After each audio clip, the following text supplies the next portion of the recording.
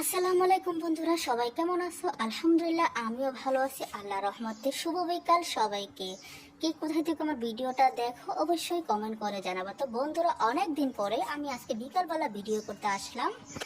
আমি অনেকদিন পরে যেহেতু বিকালবেলা ভিডিও করতে আসলাম, তারপরে আজকে আমি রোজা রাখছি। কারণ সেটা রোজা হচ্ছে কেন তোমরা অবশ্যই জানো, ঈদের পরে 6 রোজা রাখতে হয়।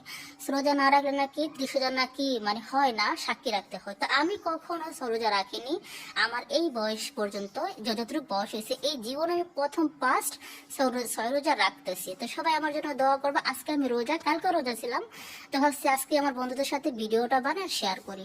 তো কে কে 6 রোজা রাখো অবশ্যই বলবা, আর যারা রাখোনি চেষ্টা করো আমার মতো। কিন্তু আমি এই যে প্রথম 6 রোজা রাখার চেষ্টা করতেছি।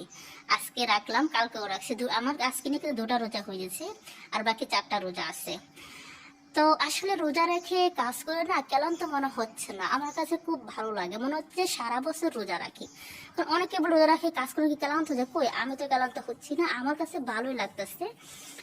তেমন কোনো খারাপ লাগে না আসলে।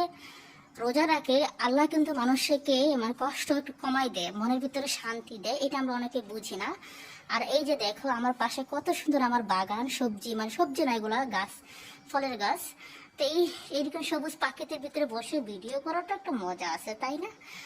তো অবশ্যই বন্ধুরা, সবাই কেমন আছেন কমেন্ট করে জানাবেন। আর যারা যারা আমার মতো সরোজা রাখতেছ, তোমাদের সবাইকে অসংখ্য ধন্যবাদ। আর যারা রাখোনি তারাও চেষ্টা করো আমার মতো রাখার জন্য। যেহেতু আমি জীবনে প্রথম রাখতেছি, কখনো রাখিনি, ভাবলাম যে রাখি, আজ না হোক কাল তো রাখতেই হবে। এই যে রাখতেছি, বুঝছো? তো আমার এখানে এখন ইফতারের টাইম হয়নি, আর 1.5 ঘন্টা বাকি আছে। তো এখন চলে যাই ইফতারের জন্য কিছু খাবার দাবার রেডি করব, দেখি কি করা যায়। তো কেমন হচ্ছে আজকের ভিডিওটা, ব্লগটা অবশ্যই কমেন্ট করে জানাবা। আল্লাহ হাফেজ বন্ধুরা।